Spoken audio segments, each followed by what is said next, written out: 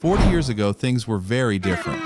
MTV was just catching on, Atari was still popular, and social media meant actually hanging out with friends and family. Some of the things we did back then, they'd probably get you arrested today.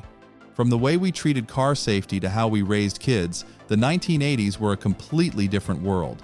Let's count down 20 things that were totally normal in the 80s but are absolutely unacceptable now. Buckle up. Or actually don't, because that's where we're starting. Number 20. Safety standards in cars were basically absent. Regulations were more like mild suggestions rather than actual laws. Nobody wore seatbelts. People just wondered why they were even there. As a kid, you could sit in the middle of the front bench seat and control the radio. Want to see over the dashboard? Just stand up. Dad might even put you in his lap so you could help steer. It was common to see kids packed in the back of station wagons or riding in the bed of pickup trucks. Today, that's child endangerment. Back then, that was Tuesday. Number 19. Car seats were available for purchase, but you'd rarely see one in a car. Babies were just held in someone's arms or placed on the seat. If your car was packed with kids, it was easier to just leave them in the car while you went into the grocery store. Most people left the windows rolled down and the kids would be just fine. Try that today, and you'll have police breaking your window before you're back from aisle 3. Child Protective Services on speed dial. Number 18. Kids were incredibly independent.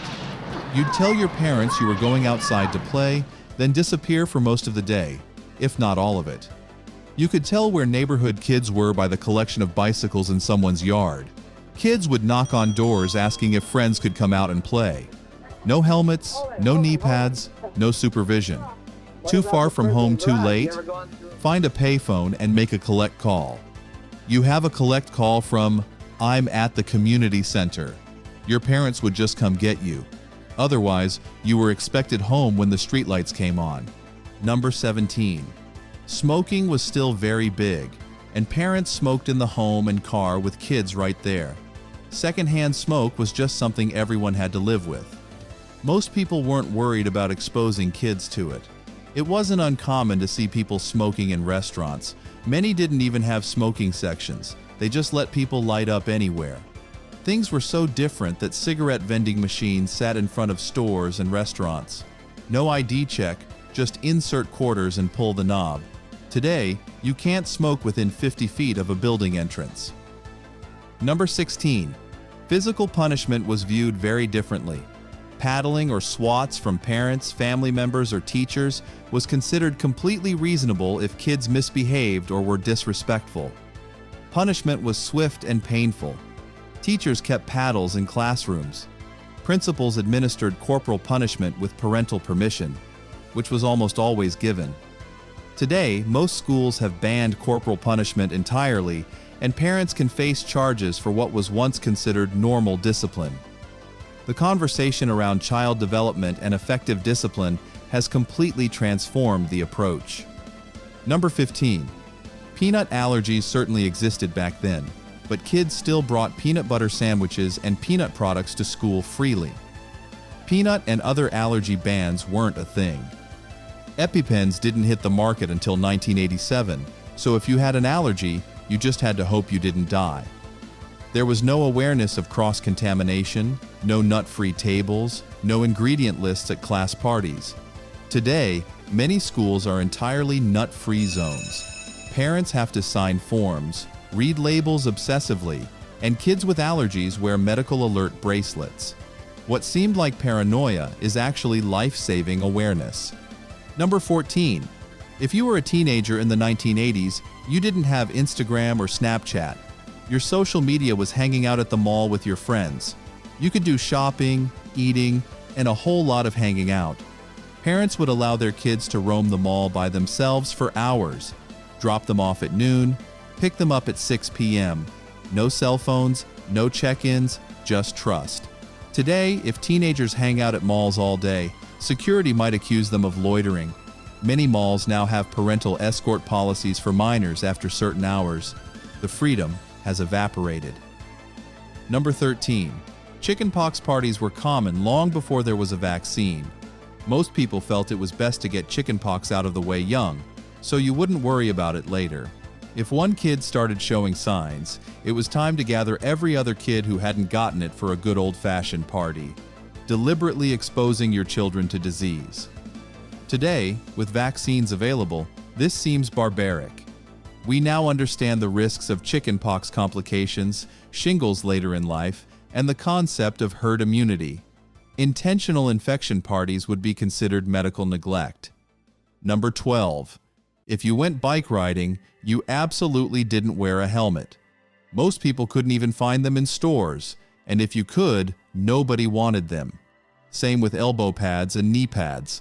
Most kids thought it was cool to show off your latest injury or skinned knee. Battle scars were badges of honor. Today, parents get judged for letting kids ride without helmets. Some places have laws requiring them. Head injury awareness has made helmets standard equipment. Back then, safety gear meant you were soft.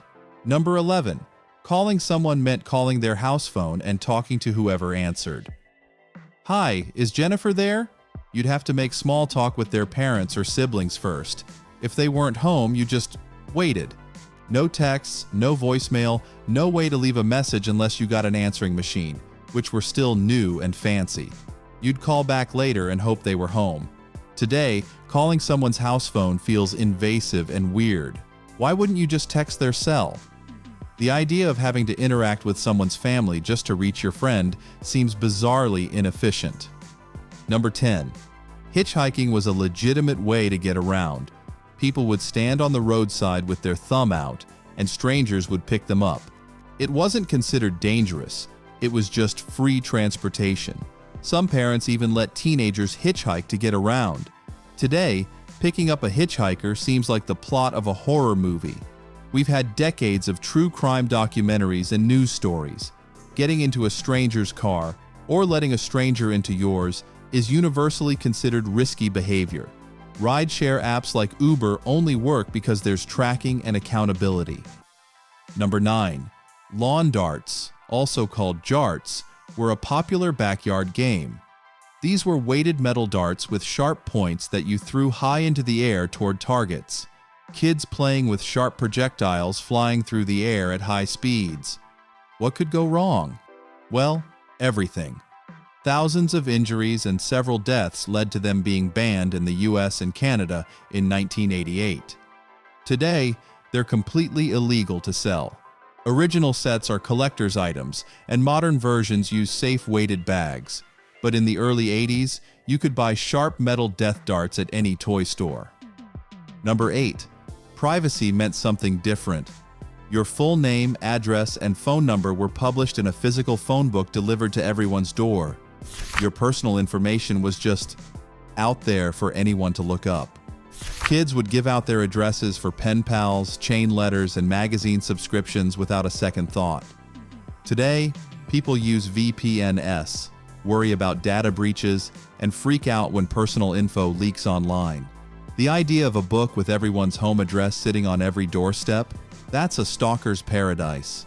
We've gone from public by default to privacy by necessity. Number 7. Drunk driving wasn't taken as seriously. People would drink at parties and drive home. It was just expected. DUI checkpoints didn't exist in most places until the mid-80s. Legal BAC limits were higher or poorly enforced. It was even joked about in movies and TV shows. Organizations like MADD, Mothers Against Drunk Driving, fought hard to change public perception. Today, drunk driving is treated as the serious, deadly issue it always was. We have rideshare apps, designated driver culture, ignition interlock devices, and severe legal consequences.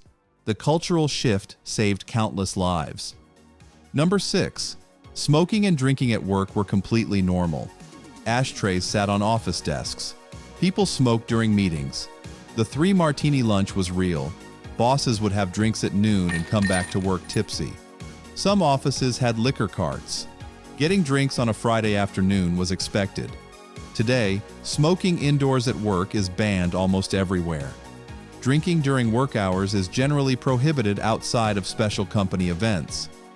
Liability concerns, health awareness, and professional standards eliminated the boozy, smoke-filled workplace. The Mad Men era actually happened. Number 5. Mercury was everywhere and treated casually. If you broke a thermometer at school, kids would play with the liquid mercury, rolling it around in their hands. It was shiny and fun. Some teachers even let students handle mercury in science class. We now know mercury is extremely toxic and can cause serious neurological damage. Today, mercury thermometers are rare. Schools have hazmat protocols for mercury spills, and exposure is taken seriously. The casual attitude toward toxic substances in the 80s is shocking in retrospect. We literally let children play with poison. Number 4. Leaded gasoline was still common in the early 1980s. Cars pumped lead directly into the air we breathed. Lead causes brain damage, especially in children, affecting IQ and behavior. The EPA began phasing out leaded gas in the 1970s, but it wasn't fully banned for road vehicles until 1996. For decades, we poisoned ourselves and didn't fully understand the scope. Today, scientists link the use and elimination of leaded gasoline to changes in crime rates and public health. We were literally making ourselves dumber and more violent while filling up our cars. The health impact affected entire generations. Number 3. Asbestos was in everything. Insulation, ceiling tiles, floor tiles, schools, homes, offices. We knew it caused cancer, but removal was expensive, so buildings just kept it. Kids attended schools with asbestos-filled ceilings above them every day. Today, asbestos remediation is a serious, expensive process requiring certified professionals in hazmat suits. Buildings must be tested and certified asbestos-free. But in the 80s, you just lived with it. The long-term health consequences are still being felt today. Number 2. Stranger danger wasn't really taught. Kids were friendly with everyone. Getting into conversations with unknown adults was normal. Taking candy from people you didn't know? Sure. The missing children's movement of the 1980s, particularly high-profile cases, changed everything. Suddenly, milk cartons had photos of missing kids. Stranger danger became a core lesson. Today, we teach kids about boundaries, safe adults, and being cautious. The culture went from trusting everyone to trusting no one. Whether we went too far in the other direction is debatable, but the 80s approach seems dangerously naive now. And number 1, things that happened stayed in the moment. No smartphones recording everything. No social media broadcasting your life. If you did something embarrassing, only the people there knew about it. It didn't go viral. It didn't live forever online. You could make mistakes, grow, change, and leave your past behind you. Today, everything is documented and permanent. One bad moment can be captured, shared, and define you forever. The generation that grew up in the 80s experienced the last era of true privacy and the freedom to be imperfect without the world watching. That might be the biggest change of all. Over the last 40 years, there have been enormous changes, not just in technology, but in regulations, safety standards, and what society accepts. Most younger people don't realize how different things were. I hope you enjoyed this walk down memory lane. What did I miss? What else was normal in the 80s that would shock people today? Drop your memories in the comments. If this hit you with nostalgia, smash that like button and subscribe for more content like this. Thanks for watching.